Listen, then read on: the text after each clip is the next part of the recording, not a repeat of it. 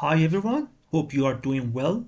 I'm Reza, founder of the optimizationcity.com. In this video, we are talking about the non-standard transportation problem. So let's move on.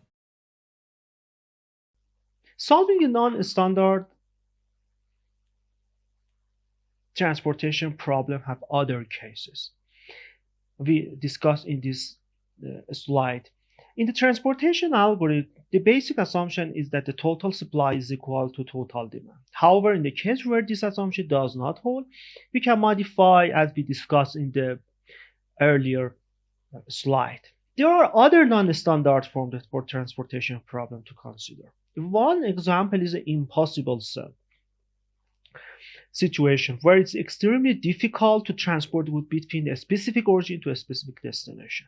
This can be due to an absence of the direct route or a significant distance between them.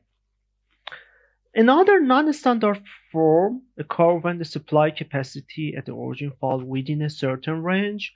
In this case, the supply amount is limited between upper bound and lower bound. Similarly, the demand can also have a certain range. This situation is referred to the bounded capacity. In subsequent discussion, we will go into the detail of these standard form and explore how to address it in the solving the transportation problem. We start with the impossible cell.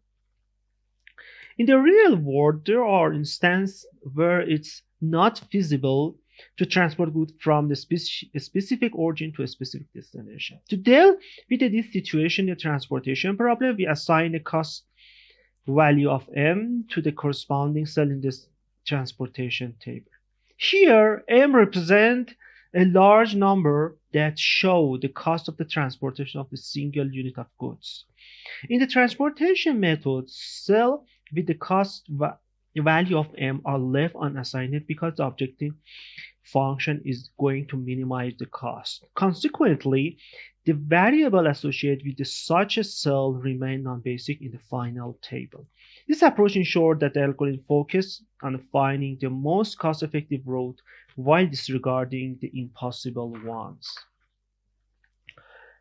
Let's consider the transportation problem involving an origin that has a specific capacity limitation, which is called bounded capacity. For instance, suppose the first factory has a flexibility to increase its capacity by implementing second and third shift, or even decrease it when it's necessary. Taking this situation, the initial capacity of the first factory without additional shifts serve as a lower bound.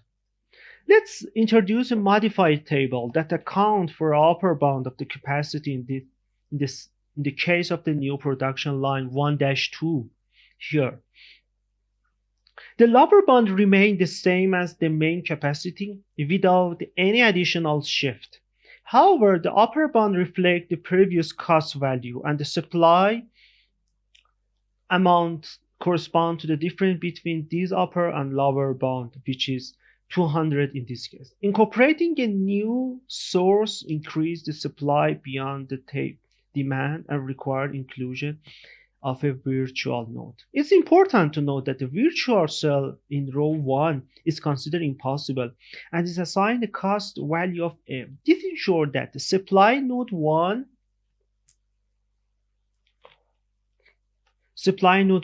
maintain a minimum capacity of 100. If the cell were not assigned to M here, there would be a possibility of flow from node 1 to a virtual. So this is the arc between 1 and virtual node. Supply node 1 unable to fulfill the demand of node 1, 2, 3, 4. So all assigned to arc 1 to M. Hence, the supply node can produce 100 of goods during the first shift and 200 of goods when additional shift line 1, 2 are implemented. So we consider the cost of this arc is M and the other is equal to 0. So by doing this, we guarantee that we have a bounded capacity for origin or supply node. Similar to bounded capacity for supply node, a transportation can be also involve the bounded capacity for demand. For example, let's revisit the previous example without considering an additional shift for supply node 1. Now suppose that the demand for node 1, which is column 1, vary between the range of 100 to 250, means that the value of the D1 can be anywhere between these bounds. Here, this is the updated table for the new column we consider. The bound for node 1 is set to 100, which is the lower bound of the demand point. Node 1, 2 represent the extra demand beyond the minimum requirement for node 1, which is 150. The transportation cost region to node 1, 2, which is column 1, 2, are the same as the costs of the associated with the reaching node 1, which is column. So this is the transportation cost for both is equal. The demand and the same cost associated with the reaching node 1. The demand for node 1, 2 is calculated as a 200 upper bound minus 100, which is 150, the difference between upper bound and lower bound. To maintain the balance between supply and demand, the virtual node is assigned to capacity of 100, so is similar to the last slide. It's important to ensure that there is no flow between the destination node 1 and the virtual as discussed before. So if it happens, there is no flow between arc 1 and 1, 2 and 1, and 3 and 1. So it's not impossible. So we should consider the cost of the virtual node to 1 is equal to m, which is a large number of value.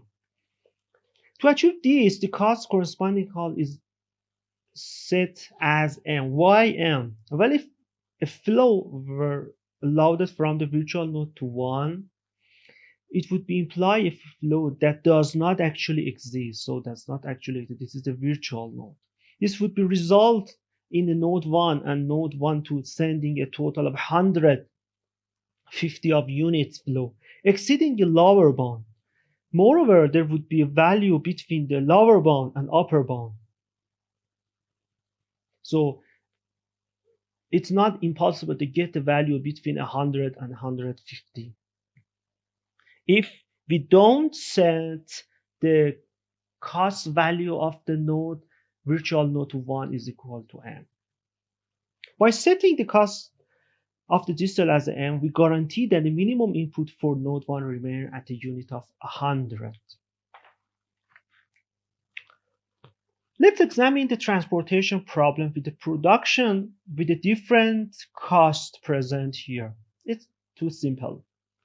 In this scenario, we have a 3 factory with a different production cost.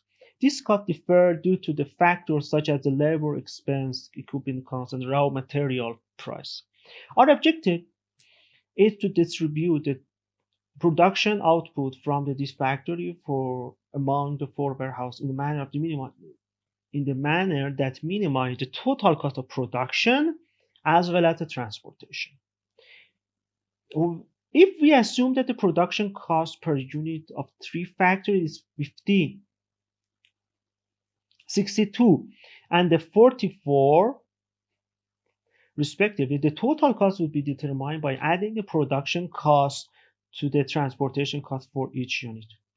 So here, this is the updated table. As we stated, the production cost for factory 1 is 15. So we add the 19 plus 15 is equal to 69. For factory 2, the production cost is equal to 62. So we add the transportation cost, which is 18 plus production cost, which is 62 is equal to 80. And finally, the production cost for factory number 3 is 54, and the total cost would be 68. And this table shows the optimal solution for considering the transportation cost as well as the production cost. Sometimes the products from the same factory can be sold in the various market at a different price.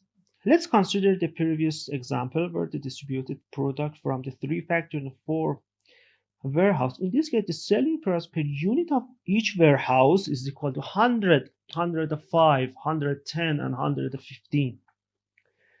To minimize the cost in transportation problem, we incorporate the selling price with a negative sign. This means that the number that inside this small upper bound rectangular represent the difference between the negative selling price per unit and combined shipping and transportation costs. By considering this value, we can accurately assess the impact of selling price on the overall cost. The objective function here, this is the selling price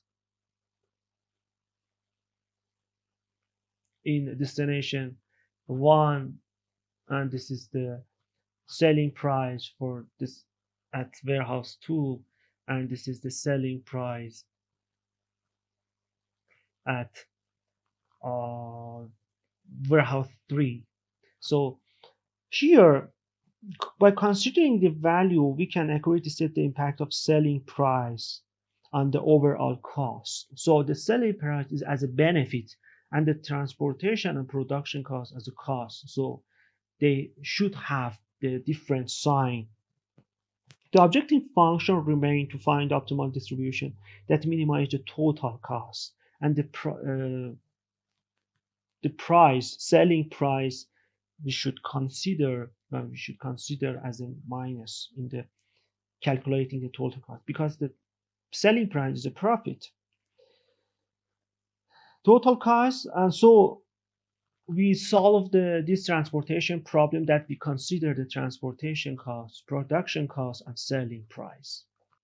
Thank you so much for watching me. If you are any question and need any assistance, please do not hesitate to contact us by email or by form or filling the contact form in our website, which is www.optimizationcity.com. Thank you so much and goodbye for now.